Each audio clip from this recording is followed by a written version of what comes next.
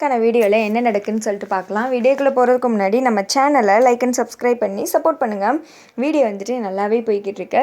First சீனில் வந்துட்டு இது ஒன்றும் விளையாட்டுக்காரியே கிடையாது, உன்னோட லைஃப் ரேவதி, அதனால் பார்த்து முடிவெடு. என் மனசில் அப்படியெல்லாம் எந்த ஒரு எண்ணமுமே கிடையாது. எனக்கு வந்துட்டு உன்னோட லைஃப்பை சேவ் பண்ணணும்னு நினச்சேன், அவ்வளோதான். அது நடந்துருச்சு. இன்னும் கொஞ்ச நாளில் இந்த குடும்பம் ஒன்றானதுக்கப்புறம் உன்னோட லைஃப்பை பார்த்துட்டு நீ வந்துட்டு ஆஸ்திரேலியா போயிடு அப்படின்னு சொல்லிட்டு இருக்காங்க. அதெல்லாம் முடியாது, என் மனசில் நீ தான் இருக்க, நீ ஏன் என்னோட மனசை புரிஞ்சிக்க மாட்டிக்க சொல்லு. நான் இவ்வளோ தூரம் இறங்கி வந்து என்னோடய ஃபீலிங்ஸை உங்ககிட்ட ஷேர் பண்ணுறேன், நீ ஏன் அக்செப்ட் பண்ணிக்க மாட்டேங்கிற அப்படின்னு சொல்லிட்டு கேட்க கார்த்தி வந்துட்டு அமைதியாகவே இருக்காங்க, எதுவுமே சொல்ல மாட்டுறாங்க. ரேவதிக்கு தெரியும் இதுக்கு பின்னாடி தீபா தான் அப்படின்னு சொல்லிட்டு, ஆனால் அது வந்துட்டு கார்த்திக்கு தெரியாது இல்லையா. அதெல்லாம் வந்துட்டு தேவையில்லாத விஷயம் ரேவதி. இங்கே பாரு, உன்னோட லைஃப் நல்லா இருக்கணும்னு நினச்சேன்னா நீ இந்த மாதிரி ஒரு எண்ணத்தை வந்துட்டு கைவிட்டுரு அப்படின்னு சொல்கிறாங்க. அப்படியெல்லாம் கிடையாது, கண்டிப்பாக உன்னை வந்துட்டு என்னை லவ் பண்ண வைக்கிறேன் அப்படின்னு சொல்ல காமெடி பண்ணாது அப்படின்னு சொல்லிட்டு கார்த்தி சொல்கிறாங்க. வேணா ஒரு மாதம் பெட்டு வச்சுக்கலாமா, அந்த ஒரு மாதத்தில் நீ வந்துட்டு என்னை லவ் பண்ணுவ அப்படின்னு சொல்ல, என்ன மறுபடியும் விளாண்டுட்டு இருக்கியா, உன் லைஃப்பை வந்துட்டு சீரியஸாக எடுத்துக்கோ, நீ பாட்டுக்கு எதோ பேசிகிட்டு இருக்க, இது ஒன்றும் சாதாரண விஷயம் கிடையாது, நீ எவ்வளோ பெரிய விஷயம் பண்ணிகிட்டு இருக்க தெரியுமா அப்படின்னு சொல்லிட்டு கார்த்தி சொல்ல, இங்கே பாரு, பெட்டு வைக்கிறேன் அப்படின்றதுக்காக இதை ஒன்றும் நான் கேர்லெஸ் எல்லாம் எடுத்துக்கல, நான் உண்மையாகவே சொல்கிறேன் அப்படின்னு சொல்ல கார்த்தி அமைதியாகவே இருக்காங்க. என்ன சொல்லு, பெட்டுக்கு நீ ரெடியா, நீ அமைதியாக இருக்கிறத பார்த்தா எனக்கு ஏதோ ஒன்று தோணுதே அப்படின்னு சொல்ல, இப்போ நான் என்ன பதில் சொல்லணும்னு நினைக்கிறேன் அப்படின்னு சொல்லிட்டு ரேவதி கிட்டே கேட்குறாங்க கார்த்தி. பெட்டுக்கு வந்துட்டு சரின்னு சொல்லு, அப்போ தானே நீ வந்துட்டு ஸ்ட்ராங்காக இருக்கன்னு என்னால் நம்ப முடியும் அப்படின்னு சொல்ல, சரி அந்த ஒரு மாதத்தில் எனக்கு வந்துட்டு உன் மேலே லவ் வல்லாட்டி என்ன பண்ணுறது, நீ மறுபடியும் உன்னோட லைஃப்பை பார்த்துக்கிட்டு ஆஸ்திரேலியா போய் உன்னோட கெரியரை நீ கண்டினியூ பண்ணுவியா அப்படின்னு சொல்லிட்டு சொல்ல, ரேவதி வந்துட்டு அப்படியே ஒரு மாதிரி ஃபீல் ஆகிடுறாங்க.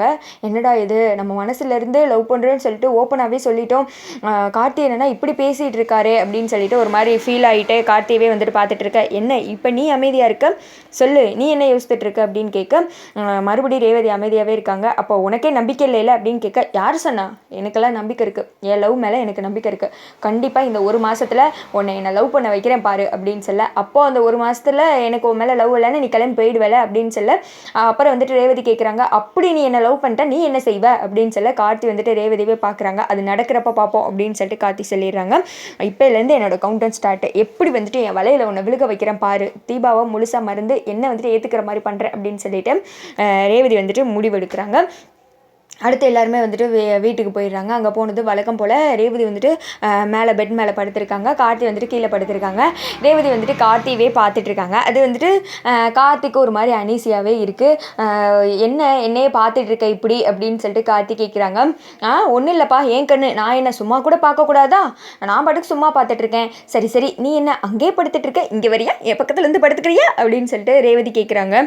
ஐயப்பா எப்பா, இவ தொல்லை தாங்க முடியலப்பா அப்படின்னு சொல்லிட்டு ரேவதியை பார்க்காம இந்த பக்கம் வந்துட்டு திரும்பி படுத்துக்கிறாங்க கார்த்தி.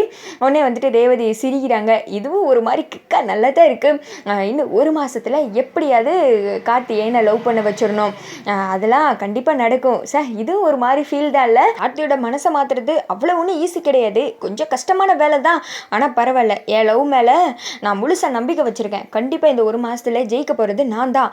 இந்த மாதிரி அப்பப்போ ஏதாவது ஒரு ப்ராக்கெட் போட்டுக்கிட்டே இருக்கணும், எப்பாவது ஒரு சின்ன வாய்ப்பு நமக்கு கிடைச்சா கூட அதை தவற விட்டுறக்கூடாது, இப்படி ஏதாவது ஒன்று பண்ணி கார்த்தியோட மனசில் இடம் பிடிக்கணும். இதுதான் இந்த ஒரு மாதம் ஃபுல்லாக என்னோட முழு நேரம் வேலையாகவே இருக்க போகுது, கார்த்தி பின்னாடியே சுற்றி கண்டிப்பாக என்னை லவ் பண்ண வச்சிடணும் அப்படின்னு சொல்லிட்டு பயங்கரமாக வந்துட்டு சிரிக்கிறாங்க. கார்த்தி அதை பார்த்துட்டு இப்படியே வந்துட்டு சிரிச்சிட்டே இருக்க போறியா இல்லை தூங்க போறியா அப்படின்னு கேட்க, சிரிக்க கூட இந்த வீட்டில் சுதந்திரம் இல்லையா அப்படின்னு சொல்லிட்டு மறுபடியும் அப்படியே கார்த்தியை பார்த்த மாணிக்கே வந்துட்டு ரேவதி வந்துட்டு அப்படியே படுக்கிறாங்க. கார்த்தி வந்துட்டு அப்பா இந்த பக்கமே திரும்பக்கூடாது அப்படின்னு சொல்லிட்டு அவர் அங்கிட்டு திரும்பிக்கிற. அதோட பார்த்தீங்கன்னா இந்த வீடியோ வந்துட்டு முடிஞ்சிருது.